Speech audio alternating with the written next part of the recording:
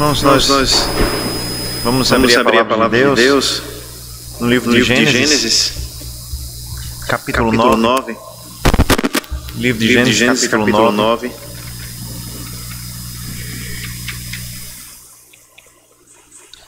Nessa manhã, com a graça do Senhor, nós iremos fazer a leitura a partir do versículo 17, perdão, a partir do versículo 18 até o versículo 29.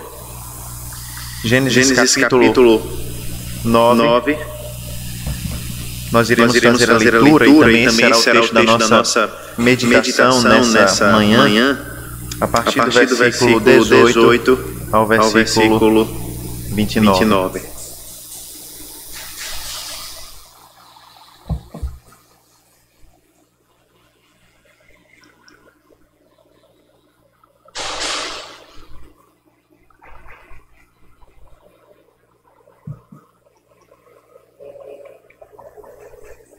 Assim diz a palavra do Senhor, ouça com fé, com atenção, é a palavra de Deus, e ela nos diz assim. Os filhos de Noé que saíram da arca foram Sem, Cã e Jafé. Cã é o pai de Canaã. Esses três são os filhos de Noé, e a partir dele se povoou toda a terra. Sendo Noé agricultor, passou a plantar uma vinha. Bebendo do vinho, embriagou-se e ficou nu dentro de sua tenda. Cã, pai de Canaã, vendo desde o pai, foi contar isso aos seus dois irmãos que estavam do lado de fora. Então Sem e Jafé pegaram uma capa, puseram-na sobre os seus próprios ombros, e andando de costas e com os rostos desviados, cobriram a nudez do pai, sem que a vissem. Quando Noé despertou do seu vinho, soube que o filho mais novo havia feito. Então disse: Maldito seja Canaã, seja servo dos servos para os seus irmãos. E continuou: Bendito seja o Senhor, Deus de Sem, e Canaã lhe seja servo. Que Deus engrandeça Jafé, e que ele habite nas tendas de Sem, e Canaã lhe seja servo. Noé, depois do dilúvio, viveu ainda 350 anos. Todos os dias de Noé foram 950 anos e morreu. Vamos ao Senhor nesse momento, orar a Ele, pedindo a sua graça, a capacitação que vem dEle, para compreendermos as palavras que nós acabamos de ler nessa manhã. Vamos ao Senhor em oração.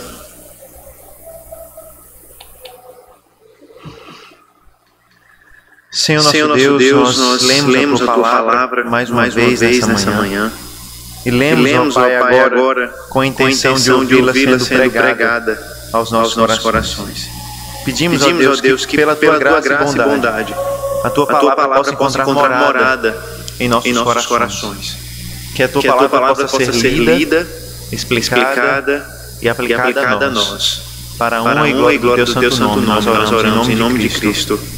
Amém.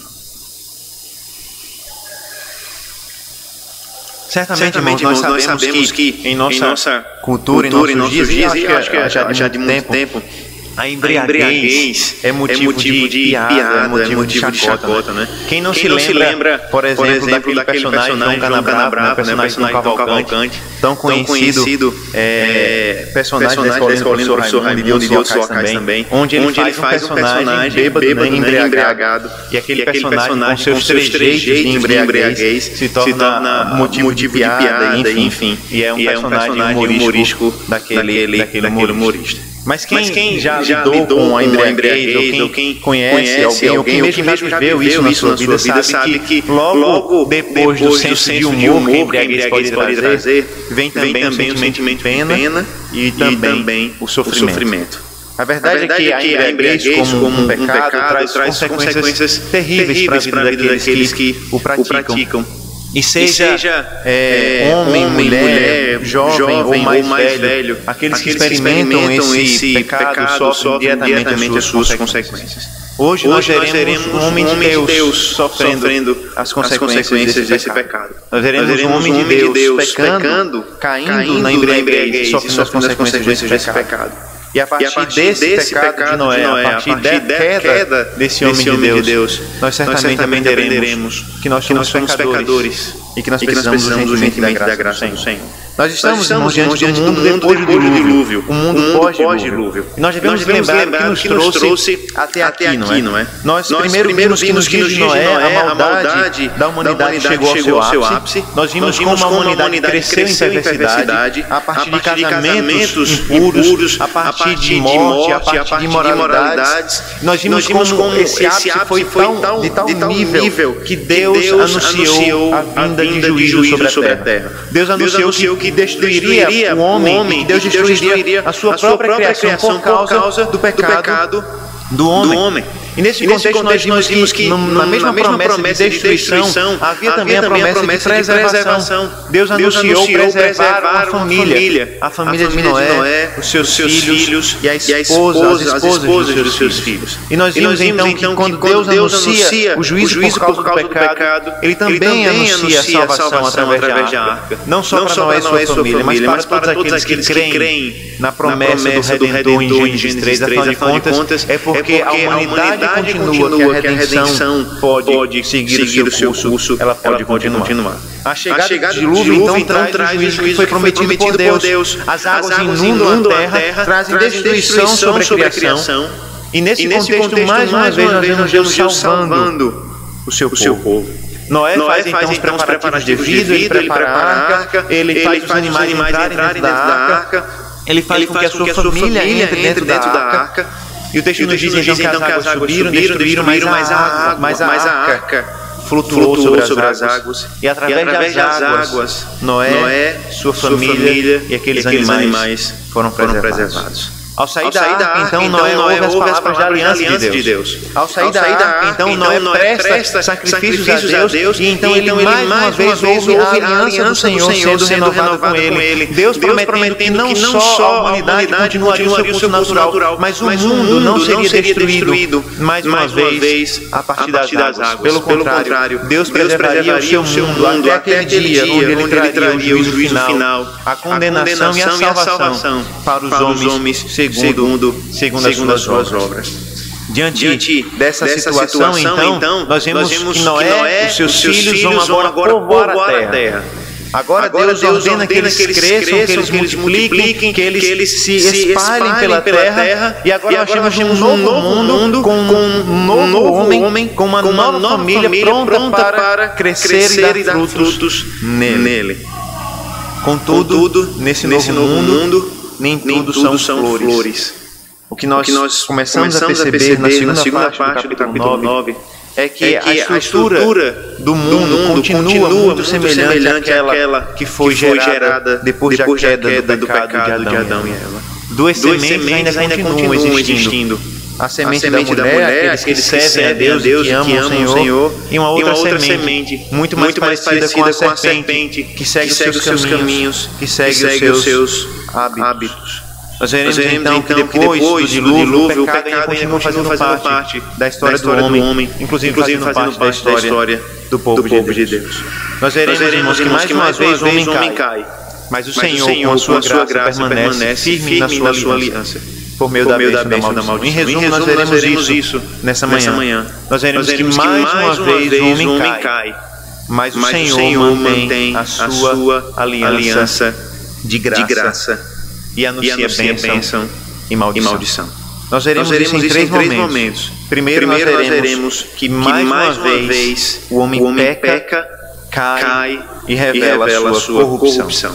Veja que a partir do versículo 18 até o versículo 22, nós temos a descrição daquilo que Noé fez. E antes de ler novamente aquilo que Noé fez, nós precisamos lembrar mais uma vez do contexto aqui. Nós já falamos que nós estamos lidando com o mundo depois do dilúvio, mas eu gostaria de aprofundar ainda mais o contexto, olhando para a pessoa de Noé. E para quem era Noé, e para o significado de Noé nessa história. Noé não era apenas um homem, um pai de família comum. Noé foi, sem sombra de dúvidas, o homem escolhido por Deus para ser um novo Adão, para ser aquele que iria no novo mundo crescer e multiplicar como o primeiro Adão. Nós temos aqui então, irmãos, Noé como um filho de Deus que recebe as mesmas ordens que Adão recebeu. Ele deveria crescer, multiplicar e dominar sobre a sua criação. E dessa forma, Noé é o grande responsável por representar a imagem e semelhança de Deus na terra. Ele era responsável por refletir a glória de Deus nas suas atitudes. Ele era responsável para, junto com seus filhos, cumprir a missão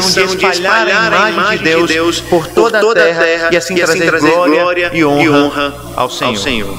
Noé também foi descrito nos capítulos anteriores como um homem justo, como um homem piedoso, como um homem que se destacava dentre toda uma geração por ser um homem obediente e fiel às palavras de Deus.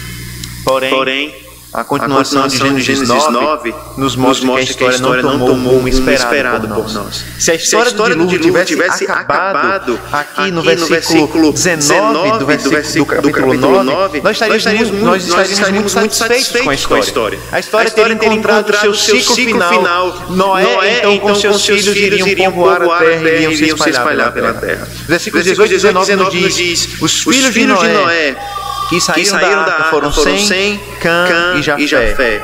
Cã é o pai de Canaã. Esses três são os filhos de Noé, e a partir dele se povoou toda a terra. Nós temos aqui, então, um final perfeito para a história. Mas nós podemos observar que na repetição do nome dos filhos de Noé, o autor parece nos dizendo que algo vai acontecer. Nós já vimos, irmãos, os nomes dos filhos de Noé, Sem, Cã e Jafé. Nós já conhecemos eles. Mas o autor faz questão de repeti-los. E repetir ainda com alguns detalhes que nós não vimos antes. Por exemplo, o texto diz que Cã é o pai de Canaã. Ao repetir os nomes que nós já sabemos e ao acrescentar o nome de Canaã, a gente começa a suspeitar que alguma coisa vai acontecer na história envolvendo esses três personagens. E logo nós vemos que a nossa suspeita não é em vão. Esses três homens, Sem, Cã e Jafé, terão um papel muito importante na história do mundo. Na verdade, na nossa história. Veja que a partir dos versículos 20 a 22, o texto descreve aquilo que Noé fez e aquilo que Cã, o seu filho, fez.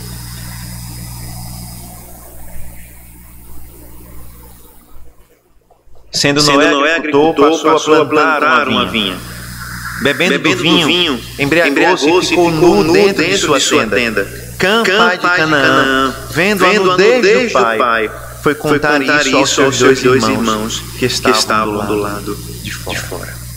E aqui, irmãos, nós vemos como Noé, mais uma vez, ele continua sendo descrito como um novo Adão, como um novo homem colocado no novo mundo. Enquanto nós lembramos da história de Adão, do primeiro homem, nós lembramos que em Gênesis 2 ele foi criado da terra. Ele foi formado da terra. Ele foi formado do pó da terra. Inclusive o nome de Adão parece vir da palavra terra. A palavra terra no hebraico é Adamá, e Adão vem dessa terra.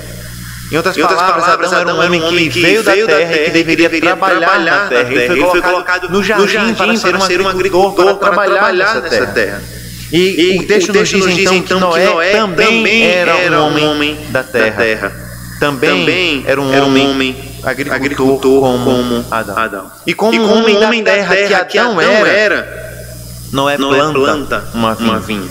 E os cenários vão se repetindo. No início da história, em Adão, o texto nos diz que Deus plantou um jardim que foi o palco do pecado do homem.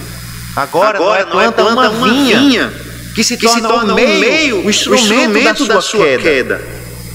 Adão então comeu do fruto proibido, e esse fruto revelou a sua nudez. Quando ele comeu, ele percebeu que estava nu e teve vergonha. Agora, através do fruto da videira, através do fruto da vinha, que ele mesmo havia plantado, Noé se embriaga e ele expõe a sua nudez. Da mesma forma que em Adão, a nudez de Noé é exposta por causa do seu pecado. Noé se põe nu, embriagado em sua tenda. E aqui, irmãos, nós percebemos que nós temos de novo um Adão. Não só na missão de espalhar a glória de Deus pela terra, não só na missão de refletir a imagem de Deus pela terra, mas nós temos um novo Adão na sua queda no pecado. Mais uma vez, num contexto de um jardim, um homem prova do fruto, e através desse fruto, ele cai no pecado, e o pecado revela a sua nudez e o coloca numa situação envergonhosa. Situação vergonhosa, perdão. A queda de Noé, então, nos mostra a corrupção da nossa natureza. A repetição da queda do homem em Noé nos mostra como o homem de fato cai no seu pecado repetidas vezes. Um homem reto, justo, piedoso, que foi descrito nos capítulos anteriores, cai no pecado. Adão, que não tinha pecado algum, e que nesse sentido era mais justo do que Noé, e mais piedoso do que Noé, caiu no pecado. Agora novamente, um homem justo e piedoso cai no pecado. E a queda de Noé, irmãos, nos mostra que a corrupção do pecado de Adão atingiu todos os homens. Até aqueles homens que parecem ser perfeitos, até aqueles homens que não apresentam grandes defeitos, até aqueles homens e mulheres que nós olhamos como exemplos de moralidade, eles são pecadores. A embriaguez desse homem justo e piedoso é um lembrete, irmãos, a respeito da nossa natureza pecaminosa e de como nós precisamos cuidar da nossa alma. É um lembrete daquilo que Paulo nos ensinou em Romanos capítulo 5, que por um só homem entrou o pecado no mundo, e pelo pecado veio a morte, e passou para toda a humanidade, porque todos pecaram. E quando nós vemos que um homem tão piedoso como Noé caiu na embriaguez, nós devemos alertar a nossa alma a respeito do perigo do nosso pecado. E aqui nós lembramos que a história de Noé não é a história simplesmente de um homem que viveu há muitos milênios atrás, e nós não temos nenhuma ligação. Pelo contrário, o texto nos diz que foi de Sem, Cã e Jafé, filhos de Noé, que a terra foi povoada. Nós vamos ver isso melhor no capítulo 10 de Gênesis, quando nós vamos ver as descendências desses filhos. Mas todos nós viemos desses três homens. Todos nós viemos de Sem, Cã e Jafé. Todos nós viemos de Noé. E talvez você na sua família não tenha experimentado um caso de embriaguez. Mas Noé, o seu tataravô, se embriagou e caiu no pecado. E o pior, não era um homem que conhecia a palavra de Deus, que conhecia a justiça de Deus, um homem piedoso, um homem justo. E ele caiu no pecado. Se irmãos, Noé caiu nesse pecado, quanto mais nós deveríamos vigiar o nosso coração para não cairmos em pecados que vem da cobiça do nosso coração. Quanto mais nós deveríamos observar o nosso coração e cuidar para que nós não caímos na nossa própria cobiça, para que nós não venhamos ceder diante das tentações de Satanás. Muitas vezes nós nos enganamos e achamos que porque nós temos muito tempo de conhecimento da palavra de Deus, nós nos enganamos pensando que porque nós temos muito tempo de igreja, porque nós conhecemos muito bem a palavra do Senhor, nós estamos imunes a certos pecados.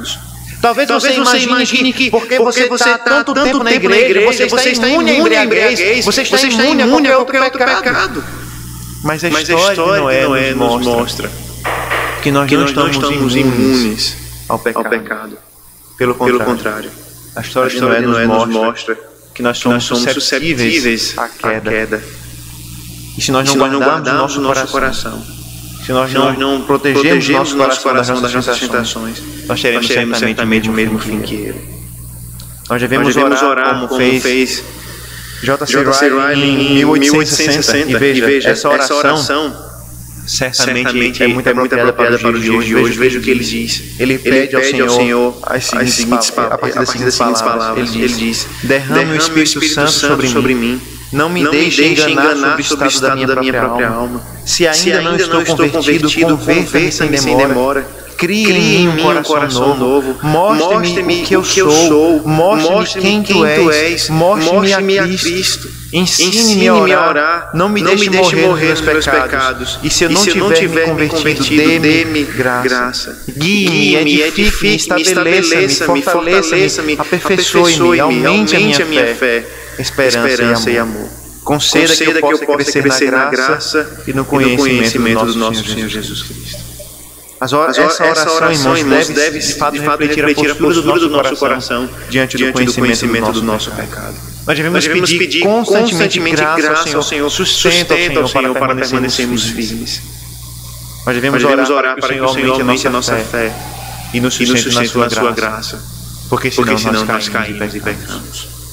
Observem que nós temos tratado das semelhanças entre Gênesis 1, 2 e 3 e Gênesis 6, 7, 8 e 9, que são os textos da criação e agora do dilúvio. Mas as semelhanças que nós podemos observar não estão apenas na criação, na recriação do dilúvio, ou mesmo na história de Noé, comparada à história de Adão. Nós começamos a perceber que a mesma estrutura de Gênesis 3, que a mesma inimizade que nós observamos em Gênesis 3, e seguindo então adiante a partir da história de Caim e Abel, continua mesmo dentro da família de Noé. A atitude do filho de Noé, chamado Cã, revela que a semente da serpente continua se desenvolvendo dentro da casa do povo de Deus. Porque Cã olha para o seu pai naquele estado de embriaguez, despido, e ele age de forma maliciosa e vai contar para os seus irmãos, espalhando o pecado do seu pai, espalhando a vergonha do seu pai. E aqui, irmãos, certamente nós temos muita discussão sobre qual foi a natureza do pecado de Cã. Muito se discute até porque o texto não é tão claro assim nos detalhes.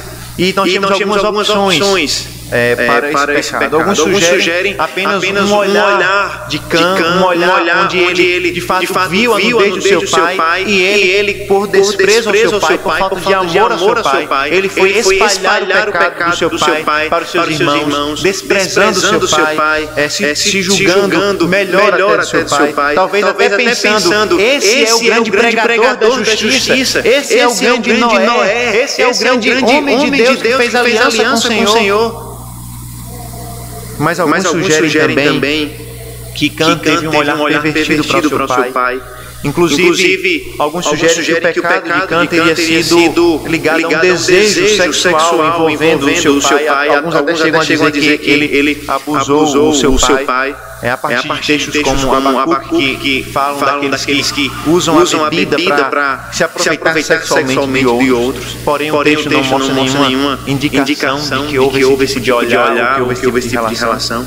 Outros ainda baseados em Levítico, capítulo 18 e capítulo 20, assumem que a expressão ver a nudez teria um sentido de uma relação sexual com a esposa de Noé, ou seja, com a mãe de Cã. Isso pode parecer estranho no primeiro momento, mas quando nós lembramos dos textos de Levítico 18 e 20, nós lembramos que o mesmo Moisés que escreveu Gênesis e escreveu Levítico, lá em Levítico, utilizou uma expressão chamada descobrir a nudez do seu pai, para se referir ao pecado de se deitar com a própria mãe ou de se deitar com a esposa do pai. Ou seja, descobrir a nudez do pai em Levítico significa deitar-se com a mulher do seu pai. E aqui em Gênesis, então, Moisés está falando de ver a nudez do pai. Ou seja, Cã viu a nudez do pai, por isso alguns autores sugerem que Cã havia tido relações, aproveitando a embriaguez do seu pai, havia tido relações com a sua própria mãe. Veja, isso é algo terrível, e mais uma vez o texto não apresenta grandes evidências nessa direção. Afinal de contas, se descobrir a nudez, se ver a nudez, significa ter relações com a mãe. O que significa então cobrir a nudez? Porque o texto nos diz que Jafé e Sem cobriram a nudez do seu pai. Qual é o significado então disso a partir dessa interpretação? Em outras palavras, irmãos, apesar dessas possibilidades de interpretação do texto, eu creio que a interpretação mais simples e mais natural à luz do contexto é a primeira. que de fato o pecado de Cã foi ter olhado para o seu pai na sua nudez e ter desprezado o seu pai a ponto de espalhar o pecado do seu pai para os seus irmãos, revelando então o pecado do seu pai para outros. E eu creio que essa interpretação não é só a mais simples, mas é a que mais se adapta ao contexto, porque nós temos observado as semelhanças entre a vida de Adão e a vida de Noé. E há uma semelhança muito clara também na vida de Cã com a própria história da serpente. A serpente luta para fazer justamente aquilo que Cã fez aqui. O pecado da serpente, ao levar o homem ao pecado, foi, sem sombra de dúvidas, levar o homem a expor a sua nudez. A serpente, ao fazer o homem cair no pecado, a serpente revelou a nudez do homem e pôs ele numa situação de corrupção e de vergonha.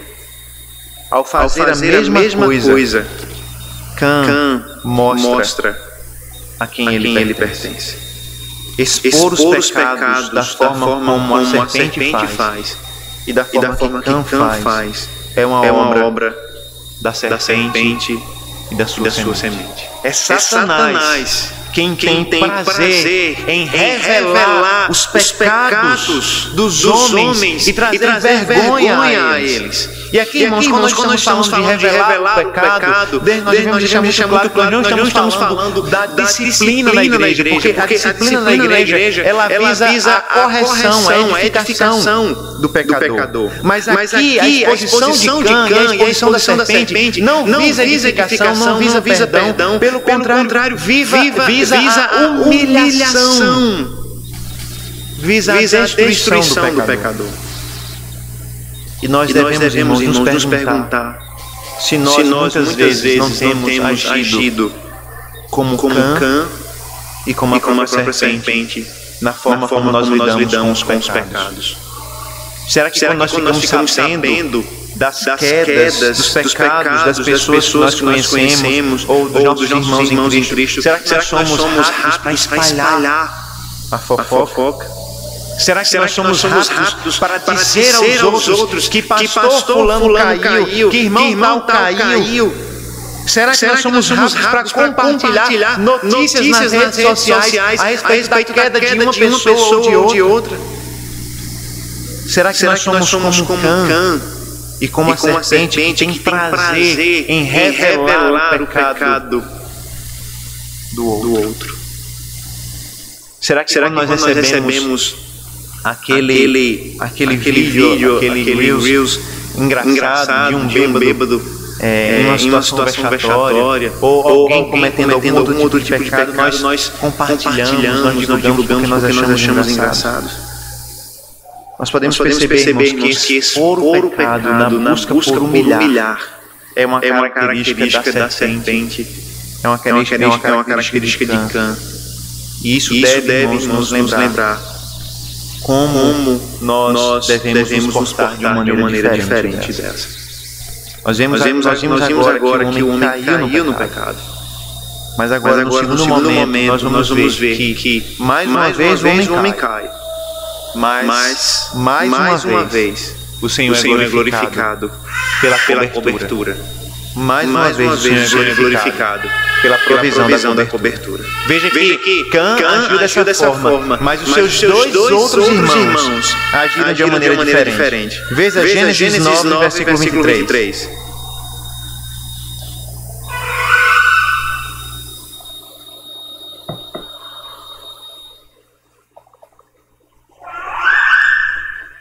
Gênesis 9, 23 diz assim: Então Sem e Jafé pegaram uma capa, puseram-na sobre os seus próprios ombros, e andando de costas e com os rostos desviados, cobriram a nudez do pai, sem que a vissem.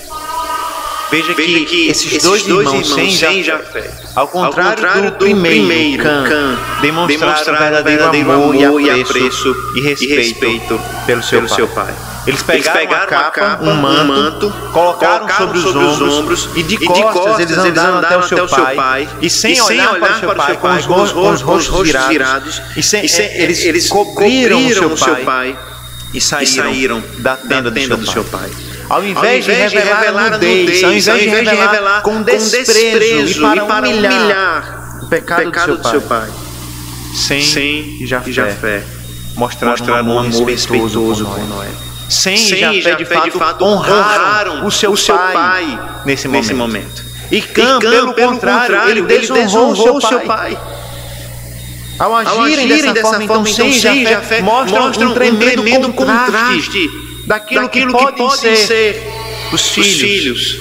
Um filho que desonra o seu pai, que despreza o seu pai, que humilha o seu pai, que age como a serpente. E outros dois filhos que honram o seu pai, que amam o seu pai, que têm respeito por ele. E aqui, irmãos, nós temos um precioso alerta da palavra de Deus a respeito das nossas famílias. Veja, quem lê o capítulo 9 de Gênesis, quem lê a história de Noé, até esse momento, tem um retrato de uma família perfeita. Um homem fiel à sua esposa, uma esposa que também amava o seu marido e era também respeitável. Três filhos que entraram na arca com as suas esposas. Uma família que se destacava no meio da geração. Uma família de crentes no meio de uma geração perversa. Mas conforme o texto passa, a palavra de Deus nos revela que dentre esses filhos, não pertencia ao Senhor. Um desses filhos era filho da serpente e não era filho de Deus. Isso nos mostra que dentro dos nossos lares nós podemos ter filhos da serpente. E é por isso, irmãos, que urgentemente nós precisamos cuidar dos nossos filhos e ensinar os nossos filhos a palavra do Senhor. Nós devemos orar com os nossos filhos e orar pelos nossos filhos. Nós devemos não só trazê-los para o batismo ou trazê-los para a igreja, mas lutar por tudo que nós temos em mãos para que os nossos filhos amem a Cristo, amem o Evangelho do Senhor. Não pense que porque você traz ele para a igreja ou porque você é um pai crente que automaticamente ele será crente. Que ele crerá no Evangelho do Senhor Jesus Cristo. Não, a história de Noé nos mostra que não é assim. Noé era um homem crente piedoso e mesmo assim um dos seus filhos não seguiu os seus caminhos. Nós precisamos vigiar para que os nossos filhos amem o Senhor e orar por eles constantemente e ensinar a eles constantemente. Nós precisamos estar alertas porque a salvação não é transmitida pelo sangue. Pelo contrário, nós temos três irmãos do mesmo pai, da mesma mãe, mas um deles não pertencia ao Senhor. A salvação, mais uma vez, a palavra de Deus nos mostra é pela fé e não pelo status da família, não pelo status religioso, não pelo sangue, mas pela fé. Ao agirem, então, de uma forma contrária ao seu irmão Cã, sem Jafé, mostraram que de fato eles seguiam o exemplo do seu pai. Em Gênesis 3, capítulo 3, versículo 21, nós temos a imagem também de Deus cobrindo o pecado, a vergonha, a nudez do homem. Em Gênesis 3, 21, o Senhor nos diz que ele fez roupas, o Senhor mesmo fez roupas de peles de animais e vestiu Adão e sua mulher com elas. E aqui, irmãos, veja que mais uma vez a história está sendo repetida. Se Cã imita a serpente ao revelar a nudez do homem por meio do seu pecado, assim e Jafé são imitadores não da serpente, mas imitadores de Deus que cobrem o pecado, que cobrem a vergonha do seu pai. Sem e Jafé, ao contrário do seu irmão Cã, não seguem a serpente, seguem o Senhor e imitam as ações do Senhor. Ao fazer isso, eles espelharam o amor benigno e gracioso de Deus. Como 1 Pedro nos ensina também, o amor uns para com os outros é o que nós devemos ter. Porque o amor cobre multidão de pecados. E quando Pedro fala desse amor que cobre multidão de pecados, ele está falando no contexto da ordem. Amem uns aos outros.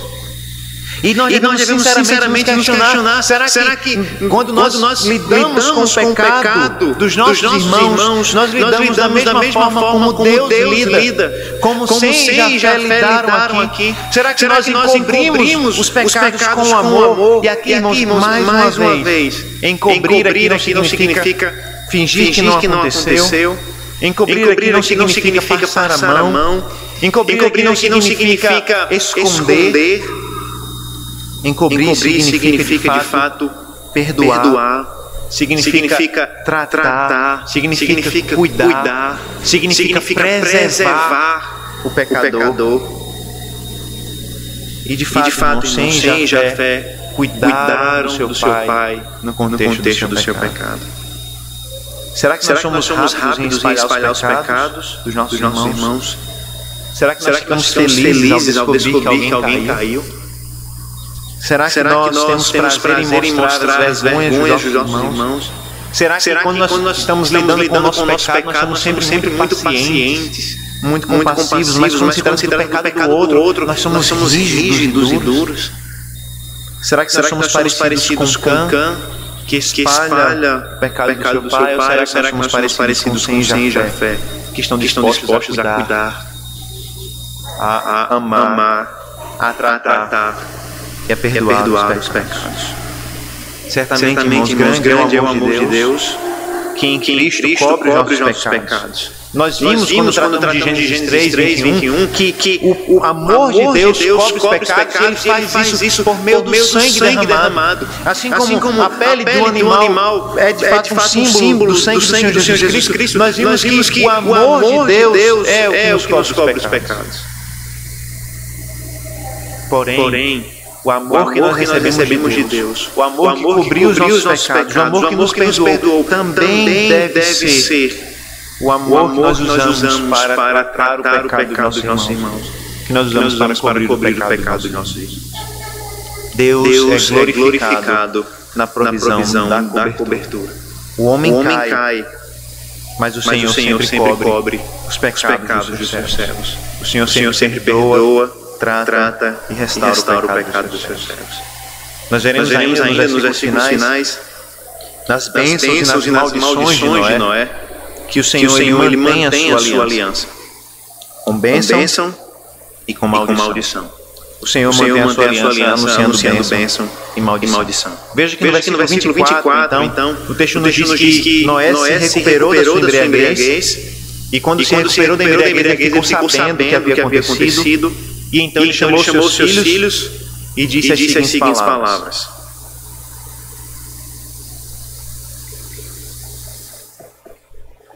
Então disse Noé no versículo 25: Maldito seja Canaã, seja servo dos servos para os seus irmãos. E continuou: Bendito seja o Senhor, Deus de Sem, e Canaã lhe seja servo. Que Deus engrandeça Jafé, e que ele habite nas tendas de Sem, e Canaã lhe seja servo. Veja que as primeiras palavras de Noé para os seus filhos foram direcionadas para o seu filho mais novo, para aquele que cometeu o pecado de espalhar o seu pecado, seu filho chamado Cã. Mas aqui ele diz: Maldito seja Canaã, seja servo dos servos para os seus irmãos.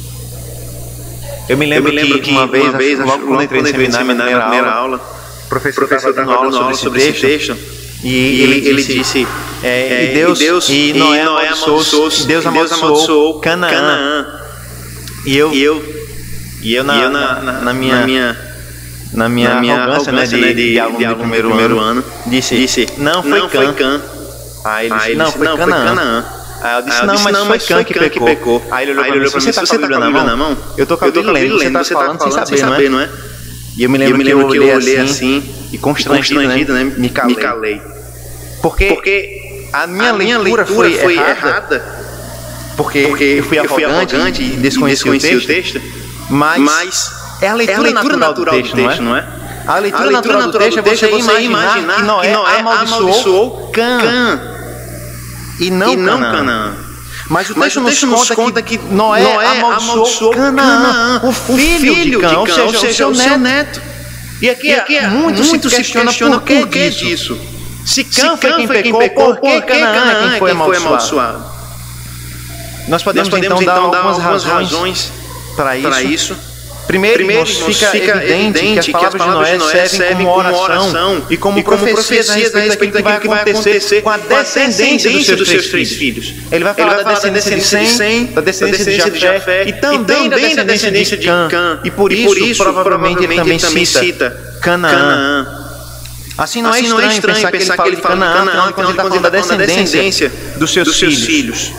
Outra coisa que nós devemos lembrar é que Canaã não foi um inocente e que os descendentes cananeus não foram inocentes, muito pelo contrário. O que a história da palavra de Deus nos mostra é que os cananeus, os filhos de Canaã, descendentes de Canaã, eles se tornaram grandes inimigos do povo de Deus, povos imorais, povos que pecaram contra o Senhor. Nas palavras do comentarista ele diz: os cananeus sofreriam a maldição e a escravidão não por causa dos pecados de Cã, simplesmente, mas porque eles próprios agiram como Cã por causa das suas transgressões. Em outras palavras, Canaã, filho de Cã, seguiu os mesmos caminhos do seu pai e por isso ele foi amaldiçoado com seu pai.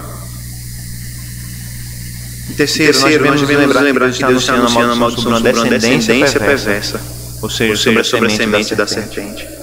E a compreensão, irmãos, de que é a semente da serpente que está sendo amaldiçoada aqui, mais uma vez nos faz retornar para o capítulo 3 de Gênesis e nos lembrar que quando Deus descobriu o pecado do homem, quando Deus veio tratar o pecado do homem na primeira queda, o homem foi tratado por Deus, a mulher foi tratada por Deus, mas somente a serpente foi amaldiçoada por Deus.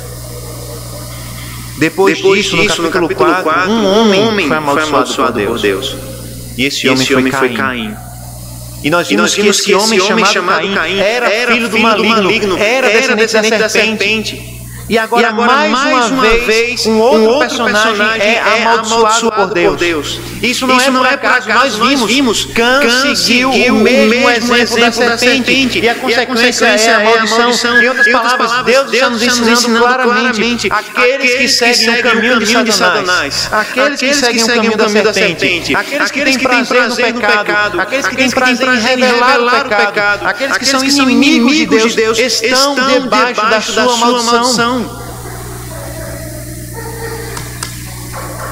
Não à toa, Paulo nos descreve como aqueles que estavam debaixo da maldição do Senhor. O texto também nos ensina. O livro de Gênesis nos ensina com o passar do tempo que de Canaã vieram os principais inimigos de Israel. Os cananeus, os egípcios, os filisteus, os assírios, os babilônios, todos eram descendentes de Canaã.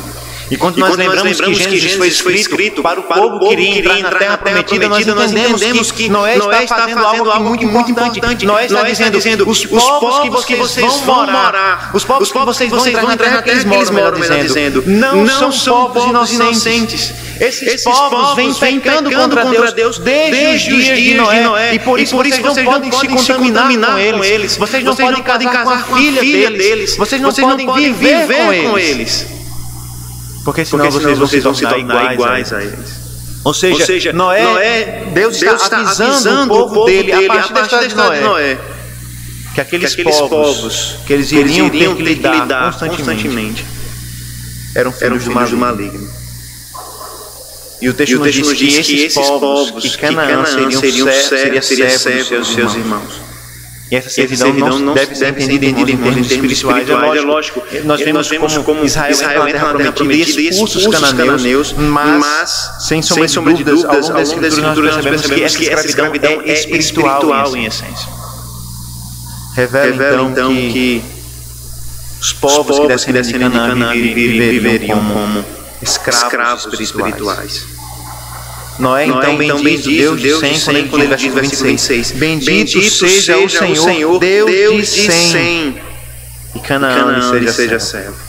Da mesma forma que nós nos surpreendemos com Canaã sendo amaldiçoado no lugar de Cã, é interessante percebermos aqui que Noé abençoa o Senhor, bendiz o Senhor. Ele não diz bendito seja Sem, ele diz bendito seja o Senhor, Deus de Sem.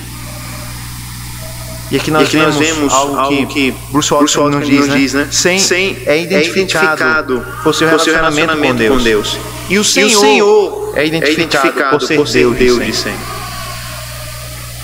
Noé bendiz a Deus, bendiz o Senhor, porque ao bendizer o Senhor, ele está bendizendo assim, porque o Senhor é o Deus de Sem.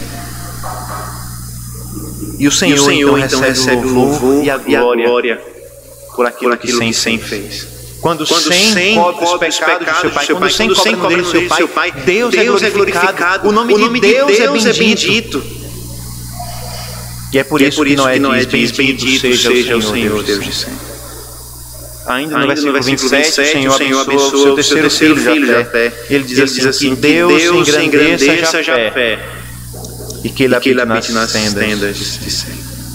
Veja, irmãos, que a bênção sobre Jafé é que ele seria, que a sua descendência se tornaria grande, e que ele habitaria nas tendas de Sem. E nós vimos então quem eram os descendentes de Canaã, cananeus, egípcios, babilônios e assim por diante. Nós vamos ver isso melhor em Gênesis 10, Gênesis 11 também. Mas nós precisamos lembrar quem eram os descendentes de Sem. São aqueles chamados povos semitas. E quem foi um grande exemplo de um membro dos povos semitas? Abraão. E a partir de Abraão, então, a nação de Israel. Em outras palavras, Sem era o grande representante daquele que se tornaria o povo de Israel. Em termos de raça, Sem é o precursor, o patriarca do povo de Israel. Mas então quem era Jafé? Ou quem são os descendentes de Jafé? Nós vamos ver isso melhor novamente. Mas nós podemos adiantar que os descendentes de Jafé eram os povos que habitaram a Europa, que habitaram também outros continentes chamados povos indo-europeus, que ocuparam uma vasta região entre continentes, tanto na Europa como também na Ásia e assim por diante. E esses povos recebem a bênção de habitar nas tendas de Sem. Por um lado, irmãos, nós não vemos o povo de Deus, os povos indo-europeus habitando e compartilhando as bênçãos de Israel. Isso é interessante, não é? Em todo o Antigo Testamento, nós não conseguimos ver com nitidez essa profecia se cumprindo. Noé nos diz que os filhos de Jafé estariam debaixo das tendas de Sem. Mas nós não conseguimos enxergar isso muito bem no Antigo Testamento. Mas nós temos em Gênesis 12, eu quero que você abra comigo a sua Bíblia. Gênesis 12, a expectativa de que um dia esse quadro mudaria. Gênesis 12, versículos 2 e 3.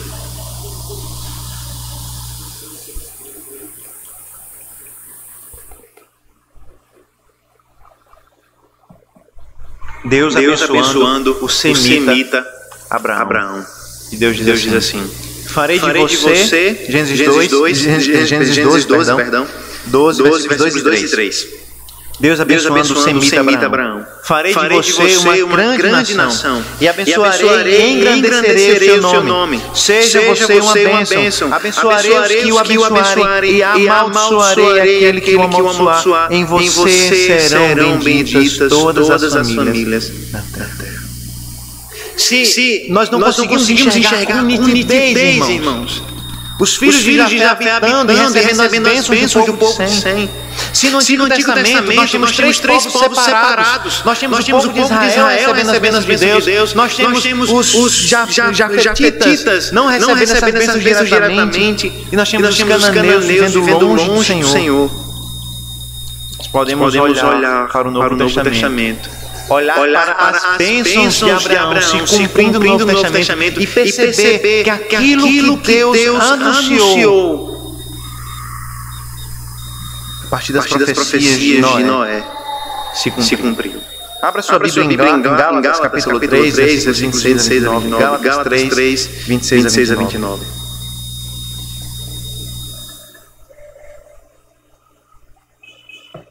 Nós vamos ver que por meio de Cristo, aqueles povos chamados gentios receberam a bênção as bênçãos de Sem. Gálatas 3, 26 e 29 diz assim: Pois todos vocês são filhos de Deus, mediante a fé em Cristo Jesus. Porque todos vocês que foram batizados em Cristo, de Cristo se revestiram. Assim sendo, não pode haver judeu, nem grego, nem escravo, nem liberto, nem homem, nem mulher. Porque todos vocês são um em Cristo Jesus. E se vocês são de Cristo, são também descendentes de Abraão e herdeiros segundo a promessa. O que nós vemos então, irmãos, é a bênção de Deus passando de geração em geração, não por meio do sangue, mas por meio da fé. Deus abençoou a Sem por causa do seu testemunho de fé ao cobrir o seu pai. Deus abençoou Abraão por causa do seu testemunho de fé, e a partir de Abraão, Deus abençoou as nações da terra. E Paulo nos diz que todos aqueles que estão em Cristo Jesus por meio da fé são descendentes de Abraão, herdeiros da promessa, herdeiros das bênçãos de Abraão, e se herdeiros das bênçãos de Abraão, herdeiros também das bênçãos de Sem. Por meio de Cristo, irmãos, os gentios, tanto aqueles que são descendentes de Cã, quanto aqueles que são descendentes de Jafé, se tornaram semente de Abraão, se tornaram o povo de Jesus. E você pode olhar também para o Antigo Testamento e lembrar que Raabe, aquela prostituta que foi usada por Deus para preservar a vida dos espias, ela era uma cananeia, uma mulher cananeia. E ela se tornou parte da descendência do Senhor Jesus Cristo. Veja, o Senhor Jesus Cristo, o judeu Jesus Cristo, ele tinha na sua própria família uma mulher que veio não de Sem e não de Jafé, mas do amaldiçoado Canaã. Isso nos mostra que em Cristo Jesus, até mesmo a maldição que veio sobre Canaã se transforma em bênção. É por isso que no Novo Testamento nós somos ensinados que nós estamos debaixo da maldição de Deus, mas a partir do momento que nós cremos em Cristo e que nós estamos em Cristo, nós deixamos de ser filhos da ira e passamos então a ser filhos de Deus.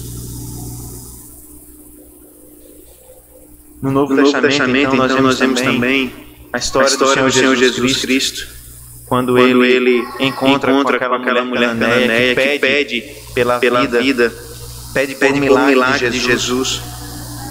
E então Jesus Cristo diz: não é bom que eu dê a comida dos filhos, a comida que está na mesa para os cachorros. E ela então diz: os cachorros comem das migalhas. E o Senhor abençoou aquela mulher por causa da fé dela. O que o Senhor Jesus Cristo está nos mostrando, irmãos, é que as bênçãos e as maldições anunciadas por Noé, elas se cumprem em nós, mas não por meio do sangue, por meio da fé. Por meio da fé. É interessante que Calvino, ao ler esse texto, diz assim, falando da profecia de Noé, ele diz: esta profecia ainda está diariamente recebendo seu cumprimento, uma vez que Deus convida ovelhas dispersas para se juntarem ao seu rebanho, e reúne de todos os lados aqueles que se sentaram com Abraão, Isaque e Jacó no reino dos céus. Na verdade, não é um apoio comum à nossa fé que o chamado gentil seja declarado pela boca de Noé. Mas isso serve para que não pensemos que aconteceu de repente, ou que foi por acaso que a herança da vida eterna foi oferecida a todos. Ou seja, Calvino lembra que quando pessoas de todos os lugares do mundo são salvos pelo Senhor, isso não aconteceu de repente. Desde Noé, Deus estava anunciando que gentios, homens e mulheres de todas as nações da terra se ajuntariam debaixo da bênção de Sem e seriam salvos pelo Senhor. Por isso, seja a sua descendência qual for, nós podemos receber a bênção de Sem. Nós podemos receber a bênção de Abraão. nós podemos receber a bênção de sermos povo de Deus em Cristo Jesus. A história de Noé termina. Versículos 28 e 29 encerram o ciclo de Noé da mesma maneira que encerraram os ciclos anteriores. Noé, depois do dilúvio, viveu ainda 350 anos. Todos os dias de Noé foram 950 anos e morreu. Noé morreu. Esse novo Adão viveu o mesmo ciclo do primeiro. Ele viveu como um justo e piedoso. Foi salvo, mas caiu e por fim morreu. Mas as bênçãos que foram prometidas a Sem e a Jafé nos levam a um novo Adão que não viveu esse mesmo ciclo. Ele foi justo como Adão e como Noé, mas ao contrário deles ele não pecou. Ele morreu como Adão e como Noé, mas ao contrário desses ele ressuscitou. E ele ressuscitou para que através da sua vida, da sua morte e da sua ressurreição, as bênçãos de Sem, de Abraão, de Isaac, de Jacó, as bênçãos de Deus em Cristo pudessem ser daqueles não por sangue, mas daqueles que creem no Senhor Jesus Cristo. Nós podemos crer no Senhor Jesus. Nós podemos ser alvos da bênção do Senhor Jesus Cristo. Nós podemos ser salvos pelo Senhor, seja qual descendência for a nossa. Seja qual sangue corra em nossas veias. Seja qual for o nosso passado. Seja qual for a nossa história. Nós podemos, de fato, ser salvos pelo sangue precioso do Senhor Jesus Cristo. E pela fé nele, nós nos tornamos filhos da promessa, herdeiros de Deus. Vamos orar ao Senhor nesse momento?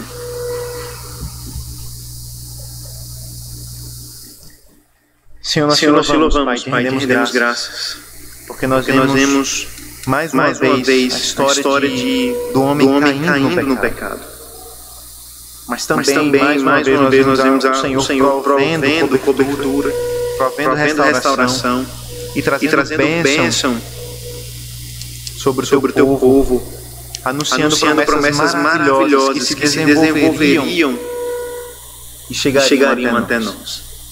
Muito obrigado, Senhor Deus, porque as promessas dadas a Sem e a Jafé se cumprem ainda hoje.